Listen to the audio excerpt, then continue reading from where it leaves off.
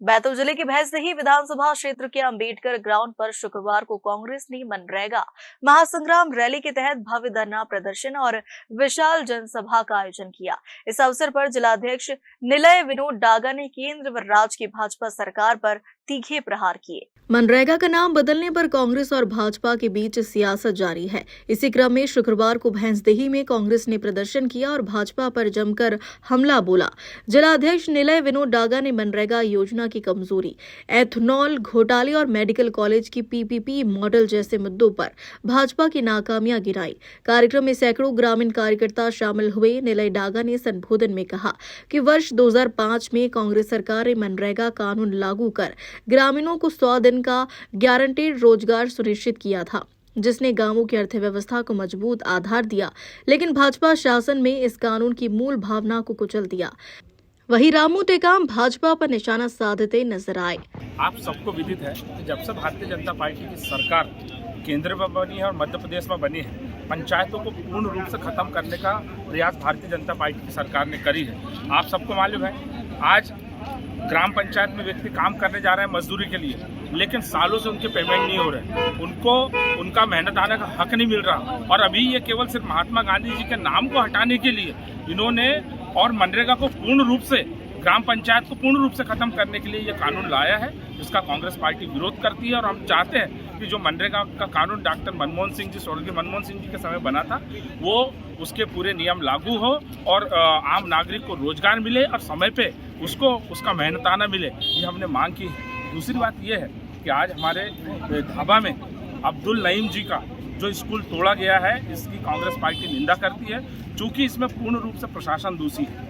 एक सचिव पत्र लिखता है और कहता है कि आपने पंचायत से एनओसी नहीं ली, लेकिन वहीं का सरपंच हमारे साथ खड़ा होता है, वहाँ के उप सरपंच, वहाँ के पंचगण और गांव के लोग।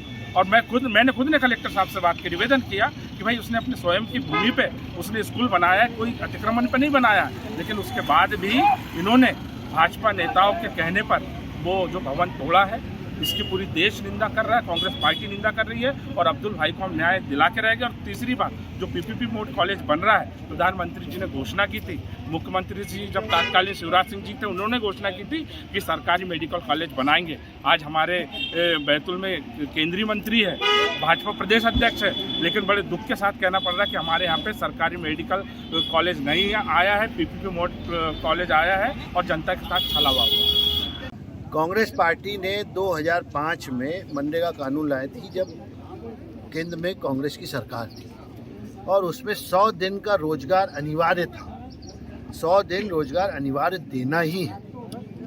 जब से नरेंद्र मोदी जी की भाजपा की सरकार आई है 2014 से, हमने पिछले 3 साल का रिकॉर्ड निकलवाया, जिसके अंदर 1.25 करोड़ लोग मनरेगा में पूरे मध्य प्रदेश में रजिस्टर्ड हैं, जिसमें सिर्फ 1 लाख लोगों को रोजगार दिया गया। तो 1 लाख लोगों को 241 के हिसाब से अगर रोजगार दिया तो 241 करोड़ रुपए का रोजगार दिया। जो इनने मनरेगा का नाम बदल के विकसित भारत ग्रामीण रोजगार आजीविका मिशन ग्रामीण ये नाम रखा, नाम बदलना तो बीजेपी वालों का पुराना काम है। नाम में क्या रखा है, काम भी नहीं दे रहे। मैंने अभी 2-3 गांव की मजदूरों से बात करी, किसी को पिछले 3 साल में 10 दिन का रोजगार मिला। कुछ महिलाओं ने बताया कि हमें तो रोजगार ही नहीं मिला पिछले 3 साल 5 साल 6 साल से। तो ये पूरी तैयारी मनरेगा को, जो एक काम का अधिकार कानून कांग्रेस ने लाई थी, जिससे गांव-गांव में पंचायतों में संपन्नता आई थी, लोगों ने अपने ऋण चुकाए थे, लोगों ने अपने बिजली के पुराने बिल चुकाए थे। इस योजना के माध्यम से इसको ख़त्म करने का काम भाजपा सरकार कर रही है। और रही बात महात्मा गांधी का नाम मिटाने का, तो इनके पूर्वज भी आ जाए और अगली 4 पीढ़ी भी आ जाए, तो महात्मा गांधी का नाम इस देश से कभी नहीं मिटा सकते, न इस दुनिया से मिटा सकते। महात्मा गांधी एक अहिंसा के प्रतीक थे और इस देश को आज़ादी दिलाने में अहम भूमिका महात्मा गांधी जी की थी, और जिनकी मूर्ति इस विश्व के 80 देशों में लगी हुई है। तो ये ख्वाब देखना बंद कर दे ये लोग, चाहे कुछ कर ले। दूसरा हमारा मुद्दा था कि जब चुनाव आया था तब भाजपा ने गवर्नमेंट मेडिकल कॉलेज खोलने का वादा किया, जनता ने उस पर भरोसा करा और उनको वोट देके जिताया। और अब ये स्थिति है कि पब्लिक प्राइवेट पार्टनरशिप ला दी है, पीपीपी मोड पे मेडिकल कॉलेज खोल रहे हैं। अब पीपीपी मोड क्या होता है?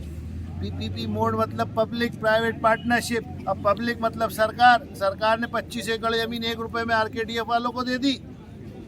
अब आरकेडीएफ वाला 450 करोड़ रुपए लगाकर मेडिकल कॉलेज खोलेगा तो आपको 2-2.5 लाख रुपए में इलाज, क्या कहते हैं, 2-2.5 लाख रुपए में एजुकेशन तो देगा नहीं साल का, जो मेडिकल कॉलेज में, सरकारी मेडिकल कॉलेज में होता है। 50 लाख 1 करोड़ रुपए लेंगे ये मेडिकल कॉलेज में पढ़ाई करवा देंगे। और जो 450 करोड़ रुपए लगाएगा और मेडिकल कॉलेज लगाएगा तो वसूली हम बैतूल जिले की जनता से ही करेगा। तो हमारी मांग है कि प्राइवेट मेडिकल कॉलेज ना खोल के सरकारी मेडिकल कॉलेज खोले। किसानों की बात करते हैं बीजेपी वाले, अरे हिंदुओं की बात करते हो। अरे वो किसान जिसका 14 रुपये 15 रुपये मक्का में बिकवाया तुमने, क्या वो हिंदू नहीं था? भागीरथपुरा में 24 लोग मर गए, क्या वो हिंदू नहीं थे? किसान जिसको यूरिया नहीं मिला, जिसको डीएपी नहीं मिल रही, खाद नहीं मिल रही, क्या वो हिंदू नहीं है? हिंदुओं की पार्टी की सरकार, हिंदुओं का राज वाली सरकार में सबसे ज़्यादा अगर परेशान है तो हिंदू है। हम तो ये बोलते हैं कि भारतीय जनता पार्टी सबसे बड़ी हिंदू विरोधी पार्टी है।